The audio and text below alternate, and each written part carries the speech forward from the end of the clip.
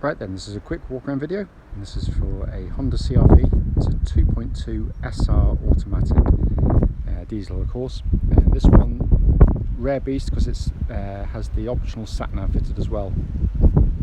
Do apologise, it's a very windy day, so I'm going to say a little bit less on the way round, other than to say that the car's absolutely stunning condition inside and out. If anything needs mentioning, I'll sort of chirp up on the way through, but it is very blustery.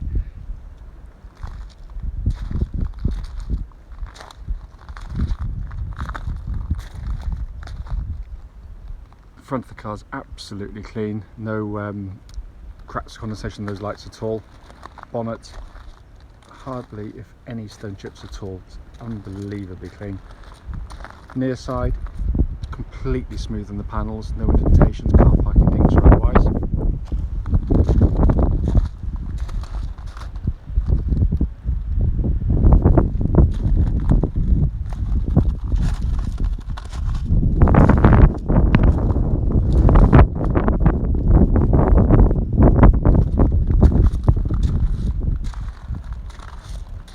Coming right in the back of the car, bumper corners again very clean, no marks, no entry marks at all. And offside of the vehicle, as with the near side, is completely smooth. Again, no indentations at all.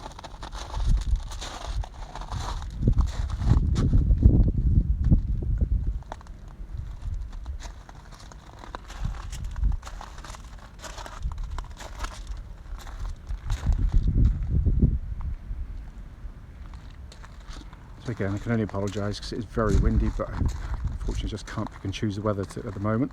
But it is in beautiful condition. Coming into the back of the car now, massive boots on the CR-Vs with quick fold rear seats. This one, as you can see here, been fitted with a original Honda load liner. And underneath, that means the carpet basically looks absolutely as new under there.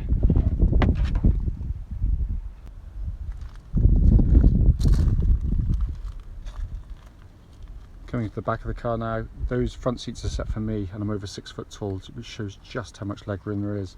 A bit glary with the sun, unfortunately, as well. I shouldn't complain. But the half leather interior looks absolutely stunning condition in there as well.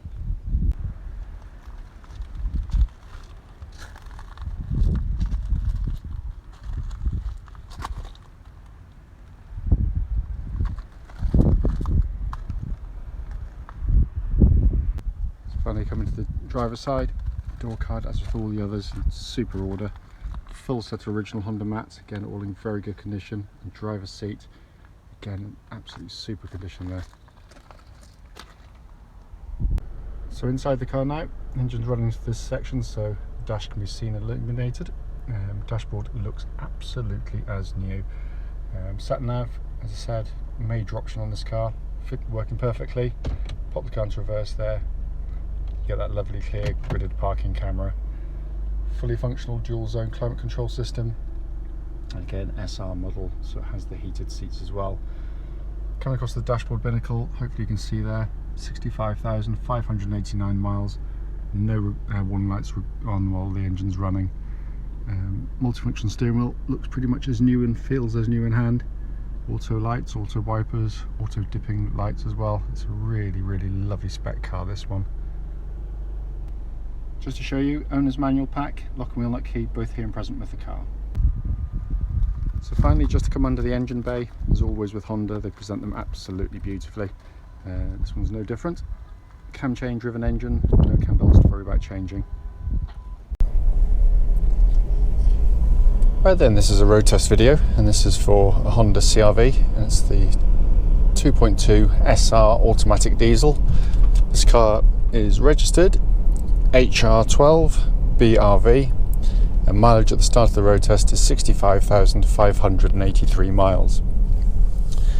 The reason for doing the videos is basically so that if anyone's looking at this car in an advert online, they actually get to see the car in operation. We feel it's important to do them as much as we possibly can, basically because we know how frustrating it can be to travel a long distance or many hours to see a car which looks great in a description and an advert, only to get there to find out it's got a fundamental mechanical fault which would show up on test drive. So that's why we do it. So it is critical in that sense. I also choose to do it on part of the road test route any prospective buyer would go on, so that hopefully then it'd be representative of what you'd feel yourself should you be offered a test drive in the car. So coming to the car itself, as you'll know from the advert, it's been very, very well looked after, and it's immediately obvious because the car feels as tight as a drum in pretty much every way. Going through the cars I do in the same order as I do, so I hopefully can remember what I'm talking about. Starting with the engine, starts absolutely instantly. This is pretty much always the case with the Honda. Settles to completely smooth and even idle. There are no warning lights at all on the dashboard relating to the engine or any other part of the vehicle. Temperature gauge I'll do in a bit, but I've started the car from stone cold, which I like to try and do. So later when I go through the dashboard, I'll pick up on that. The engines are just really lovely units and perfectly suited to the automatic gearbox, because not all diesels are actually. Some diesels can be quite frustrating to use with an auto box. The car doesn't really know what to do, what gear to be in, and it gets sort of communication breaks down. And this is just fantastic, and the reason for that is that the engines have always been very linear in their power delivery. They don't give you huge surges of power and then totally tail off.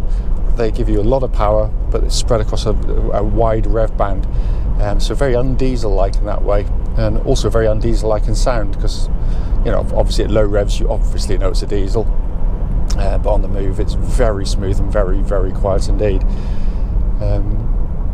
Engine then feeds through into the automatic gearbox, which is, again, as I said, perfectly suited to the function of the car.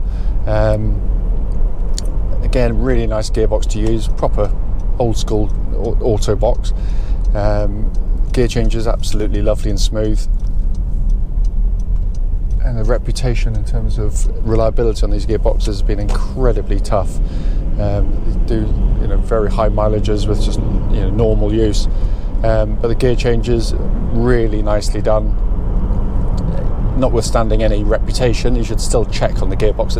It shouldn't be any sort of clunks as it changes gear, obviously.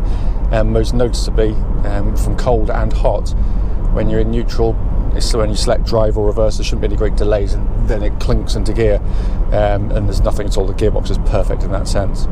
You do have the option to use these paddles on the steering wheel. You don't have to select anything, you can just use them. It just means you can change gear manually if you so wish. Hardly ever gets used, especially on the diesels because of the torque, but if you're doing an overtaking manoeuvre, you might want to pull the tab back, drop it down a gear, drop it another gear, and it just keeps you in the gear you want to be in for longer, and you can control it, and then after a few seconds it'll just revert back to normal automatic mode. But you get a little readout on the dashboard, but all working exactly as intended. Steering of the car, absolutely fantastic. Makes the car feel nice and hunkered down on the road. It's very accurate and precise for an automatic, for an SUV, because obviously its underpinnings are predominantly car-based, but very well suited to what the car's design criteria is. Feels nice and solid and tight on the road. Tracks dead straight. There's no vibrations at all coming back to the steering wheel at this speed or any speed up to the legal limit. Suspension of the vehicle, which has always been a strong point on the Hondas, because what they've done, the CR-V is the best-selling SUV in the world to date, and it's obvious why, because it has a really lovely compromise, which is what suspension is all about, between the ride it offers and also the body control, the handling of the car. So what they actually give you is a really nicely damped suspension, so it smothers the bumps very well, but what it gives you is extremely good body control and control of angle through the corners, so you don't get unsettled passengers, and that's the important bit, because as a driver it's fine. If you've got a lollopy car, you know when it's coming, you can brace yourself, but someone's in the back, headphones on, watching their screen, do whatever they want, that kind of motion can be very unpleasant, and can result in we all know what. but this is really, really good through the corners, holds its stance really nicely. What I'm looking for on road test as well, by the way, is any kind of, when you hit a bump, you'll hear it hitting the bump obviously, albeit subdued, but there shouldn't be any kind of knockings or chatterings coming from underneath the vehicle, and there's nothing at all. Worth pointing out, the car actually is going to be checked via MOT later today, and the MOT is done completely independently of our garage, because we don't feel it's right to do your own MOTs in your own cars personally, but there we go. Coming to the interior, it's not been cleaned yet. It's hardly going to need touching. It's in absolutely beautiful condition in here. Brilliantly assembled cars. They are beautifully made. They really are. I mean, regardless of age or mileage, it just feels like I'm driving around in a new car. It feels tight. There's no creaks or groans or rattles from the interior of the car. All absolutely fine. Dashboard is simplicity itself to use, although highly equipped, and this is rare because the SR is a lovely model but doesn't come with sat nav as standard, so whoever had this car specified it with the top grade sat nav system, because you could on the lesser models like the SEs and the STs have a sat nav, but it was a much more simple version. This is from the EX model, basically the top of the range one. So it has all the major functions that one has, and also the big screen reverse camera. Really nice to use, and a really nice option to see on this car. You get dual zone climate control, all working exactly as it should, because we popped it into the a warm workshop earlier on, and nice cold air came out, so all good there. Everything's working exactly as it should, heated seats, the whole lot. Quality of the switch gear, second to none, absolutely brilliantly done. Seems like a really tiny, unimportant item, but all this switchgear will still work in hundreds of thousands of miles in exactly the same way. It's just, it's a very high quality machine. Come across to the main dashboard, simple, easy, legible dials. Temperature gauge now up to full operating temperature, running at a third, which is exactly where it's meant to be on a Honda car. You also get auto lights, auto wipers. You've got a rather nice little feature, so it automatically dips your headlights as you're driving at night. It recognises cars coming the other way. It's really nice to use. And obviously the multifunction steering wheel, all, as I say, working exactly as it should as well. This is a four-wheel drive car, sorry. Albeit Honda very quickly worked out that most people will be doing what I'm doing, driving in perfectly good conditions. So unlike permanent four-wheel drive systems or more basic systems, this basically runs in front-wheel drive pretty much the whole time, the most effective way of pulling a car along. But by doing that, it means it's using less fuel, putting less tyre, using the tyres less, putting less mechanical strain on the car. Pardon me. You can feel that one tickling and coming up. There we are. So what this does, if you're in a situation where you needed four-wheel drive, there's no buttons to press, it does it for you. It senses the front wheels losing grip and instantly brings in the rear wheels for four-wheel drive. It's a brilliant system and mechanically pretty much bomb-proof. We've been selling them for well over 20 years now, and not so much as put a spanner on the system or on any of the cars that's used them. And as I said at the start of the video, the point of the video, brief as it might be, is just to show the car in operation, but also, as I said, to feed back the issues. There's nothing at all. It drives absolutely perfectly. You can see why these are so popular second-hand, because it's a very high quality machine that is right at the top of the class for pretty much everything it does. As always, if you've got any calls about the car or questions, do give us a call.